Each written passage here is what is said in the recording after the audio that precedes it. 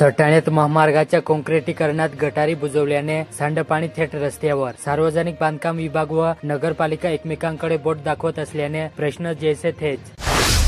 चांदवड तालुक्यात पुण्यश्लोक अहिल्यादेवी होळकर त्रिशताब्दी जन्मोत्सव सोहळा होळकरवाडा येथे उत्साहात संपन्न झाला। यावेळी सर्वपक्षीय कार्यकर्ते व नेत्यांनी हजेरी लावली। जिल्ह्याभरातील असंख्य पर्यटकांच्या होळकरवाडा पाहण्यासाठी गर्दी केली होती। यावेळी ऐतिहासिक शस्त्र प्रदर्शन आयोजित केले होते। जायखेडा निताणे येथील राहत्या घराच्या विहिरीत पडून एका इसमाचा मृत्यू झाला। जिभाऊ देवरे असे मृत्यू व्यक्तीचे नाव आहे। पोलिसात अकस्मात मृत्यूची नोंद केली। अवकाळीचा दणका, शेतकऱ्यांनो अजूनही पेरणीसाठी थोडे थांबा। जिल्ह्यात हवामान कोरडे, राज्यात मान्सून 12 दिवसाआधीच दाखल। सण साजरे करताना इतरांच्या भावनांचा आदर करावा, मालेगाव शहर शांतता समितीच्या बैठकीत चर्चा। मनमाड तालुक्यात भारत पेट्रोलियम कॉर्पोरेशनचे नवीन वाहतूक कंत्राटदार 3 जून पासून कंपनी व्यवस्थापनच्या दप्तर तिरंगाईला कंटाळून कंपनी आवारात 3 जून पासून कुटुंबियांसमवेत उपोषणास बसणार आहेत।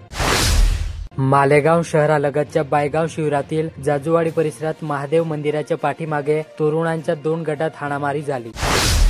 ब्राह्मणगाव येथील बाजार चौकातील पुण्यश्लोक राजमाता अहिल्यादेवी होळकर यांच्या मंदिरात जयंतीनिमित्त प्रथम ग्रामपंचायत सदस्य केदार डेपले यांच्या हस्ते संत बाळूमामा व राजमाता अहिल्यादेवी होळकर यांच्या मूर्तीचे अभिषेक पूजन करून पुष्पहार अर्पण करण्यात आला।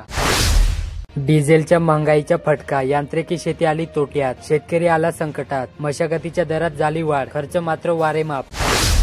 मालेगाव येथील महानगरपालिकेच्या अग्निशमन प्रतिबंधक विभागात 2 मिनी फायटर वाहने दाखल झाली। या वाहनांचे आयुक्त रवींद्र जाधव व उपायुक्त गणेश शिंदे यांच्या हस्ते लोकार्पण करण्यात आले।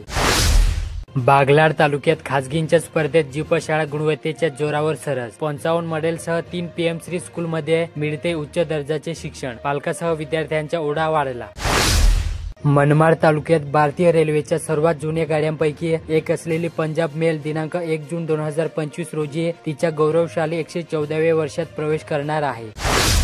नाशिक जिल्ह्यासह बागलाण तालुक्यात गेल्या काही दिवसांपासून सुरू असलेल्या पावसाने भाजीपाला पिकांचे मोठ्या प्रमाणावर नुकसान झाले। परिणामी बाजारात भाजीपाला टंचाई निर्माण झाली असून ग्राहकांच्या खिशावर मोठा ताण आला। शनिवारी दिनांक 31 रोजी सटाणा येथील आठवडे बाजारात भाजीपाला आवक कमी व दर अधिक असल्याच्या प्रतिक्रिया नागरिकांनी व्यक्त केल्या। सटाणा नगर परिषदेच्या वतीने अहिल्यादेवी चौकातील पुण्यश्लोक अहिल्यादेवी होळकर यांच्या पुतळ्याचे पूजन नगर परिषदेचे संगणक अभियंता तुषार बागुल व स्वच्छता निरीक्षक मनोहर बोरसे यांच्या हस्ते करण्यात आले। निफाड तालुक्यातील माड साकोरे गाव बनले अस्वच्छतेचे आगर, उघड्यावर कचरा वाहतूक गाडीमध्ये बिघाड। खामखेडा येथे कोबी पिकाच्या उत्पादनात खामखेडा गाव अग्रेसर असून त्याचे नाव गुजरातमधील भाजीपाला मार्केटमध्ये प्रसिद्ध असल्याने दरवर्षी मोठ्या प्रमाणात लागवड केली जाते। त्यामुळे कोबी पिकाच्या लागवडीसाठी शेतकरी व्यस्त दिसून येत आहेत। निरहाळे येथे गेल्या 15 दिवसापासून सुरू असलेल्या पावसाने 2 दिवसापासून उघडीप दिली। त्यामुळे शेतकरी खरीप हंगामातील तयारीला लागला। तो आपल्या शेतात मशागत करू लागला।